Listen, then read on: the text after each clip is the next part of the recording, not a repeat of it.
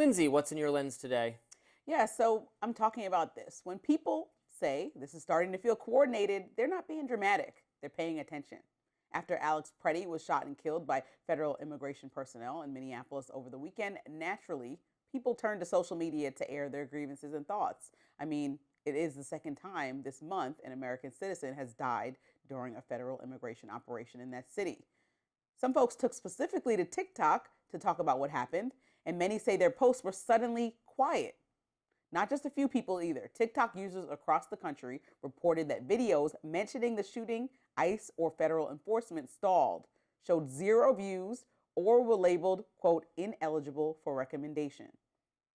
Singer Billie Eilish even posted on Instagram, quote, TikTok is silencing people, by the way, after her brother's video about Preddy's death reached a fraction of his usual audience. Here's what he said in that video. You've spent 30 years straight telling us that children have to die so that we're allowed to legally carry weapons everywhere in the United States. This guy was being beaten to a pulp on the ground. He didn't draw his weapon. That video had about 42,000 views, and most of his others easily cleared 10 times that number. That's one example, but if you go on X, you'll see a variety of people with tens of thousands of followers noting that their ICE-related videos got little to no reach compared to their usual audience. Now, TikTok says this was not censorship. The company points out that there were outages at a U.S. data center and says it's been working to restore the service. But here's the problem.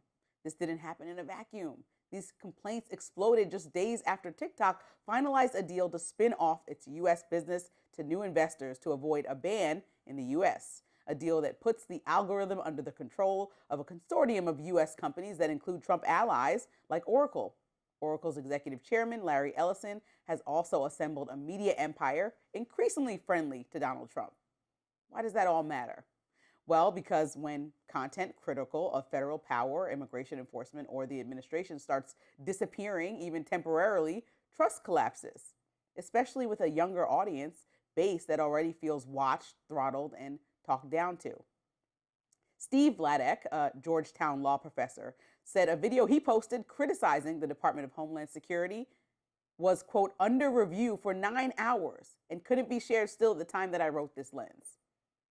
Senator Chris Murphy summed up the stakes bluntly on X, writing, quote, I know it's hard to track all the threats to democracy that there are right now, but this is at the top of the list. And then there's this from Bernie Sanders, who put the bigger picture into one sentence, saying, quote, thanks to Trump, right-wing multi-billionaire Larry Ellison will now control the TikTok algorithm, along with CBS, MTV, the Free Press, BET, CMT, Simon & Schuster, Nickelodeon, Paramount Plus, Pluto TV, and more. This is what oligarchy looks like. Now, whether this was a technical failure, algorithmic chaos, or something more intentional, the damage is the same. People don't trust what they're seeing or not seeing. And in a moment when federal power, immigration enforcement, and democratic norms are already under strain, I have to admit that this is scary. Yeah, this is an interesting subject. I became aware of this yesterday as well. I'm not active on TikTok, but I saw complaints from people I know who do use the service about throttling of political content. I think it's too soon to know exactly what's going on, if this is just kinks being worked out, but I don't want to be naive, it might be. You're right. I am also concerned that it is a conscious effort by the new owners to crack down on political content. I think that would be deeply bad and also an indictment of, unfortunately, of like America, because we were worried that the Chinese were censoring it, so we took it over, and now we're going to censor it even harder. Because make no mistake, the Chinese did do some censorship on the platform. I remember when you had to refer to COVID, to the coronavirus, as like people found all these ways. Because if you said COVID, they would nuke the post. So you had to say, like, people would say the Panda Express instead of the pandemic. They said Backstreet Boys reunion tour. Oh, man. Isn't that funny stuff? I mean, you say unalive instead of suicide if you're talking about suicide on the platform. And I noticed people will put like stars in their text that seems like it will raise alarms on all social media platforms. Yeah. But anyway, certainly they should not just nuke political content that the administration or conservatives or whoever, pro-Israel people, don't want discuss, that would be very bad. I don't know that that's what's happening, but I'm certainly not confident that, it was just a mistake. I think, one thing is people will use terms to get around those kinds of filters, or they're just all going to migrate to a different social media site. But this underscores that I didn't think TikTok was enough of a national security issue to justify the federal government doing anything in the first place. If we're going to aggressively force censorship on our own platforms anyway, as the Biden administration did during the pandemic to X and Facebook and YouTube, are we really so much better than this? Is one of the only cases where I'll make this moral equivalence. Be like, are we even any better than the foreign communist censors if we're doing that too?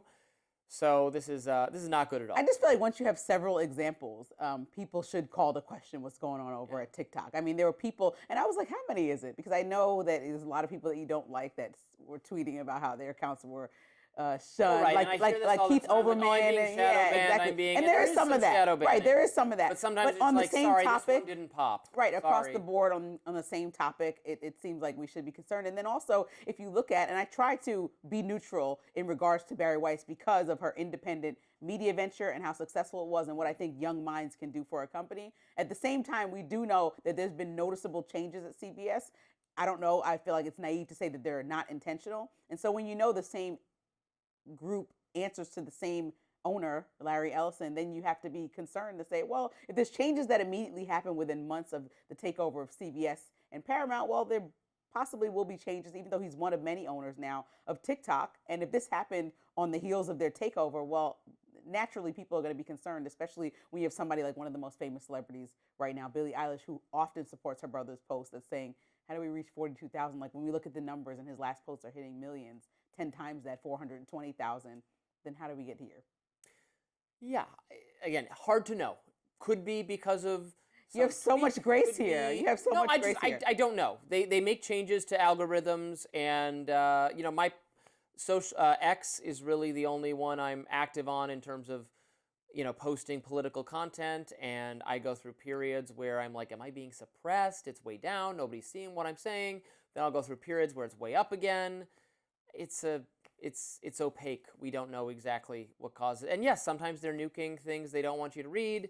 Sometimes it's it's being gamed in some reason. I was describing how I think foreign accounts are gaming X's algorithm to some extent. Nick Fuentes is getting gets more likes per second than Elon Musk can even get.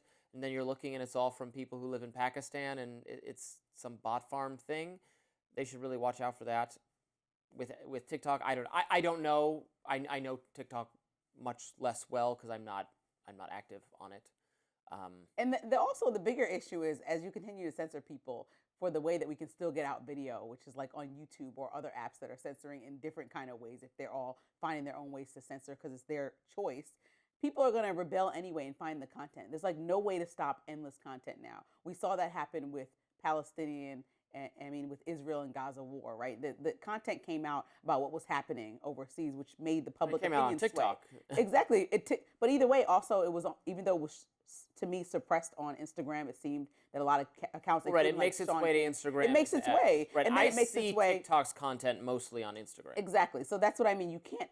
Like, it's already out of the bottle. It's already spilled milk. There's nothing that we can do to contain all content, no matter how much you censor it. So I think that's why I always say these concerns about media consolidation are overblown, for exactly that reason. Well, I think when you still have older people that still do watch traditional television, and they're a large voting bloc, and they're persuaded by somebody trying to change what was the standard news, like somewhere like CBS. Well, that's problematic. Old people have way Old too people much do. power They do over our vote. Young political people should get out and vote. And they're confiscating all of our wealth. I'm not going to go with you down the wealth rabbit hole, but yes, they do vote more than young people, which is a problem. Young people need to get out and vote. Giving them everything they need, and young people can't afford houses. Up next, Slate Magazine is taking heat from conservatives for an opinion piece about Second Lady Usha Vance. I did think it was terrible. Stay with us.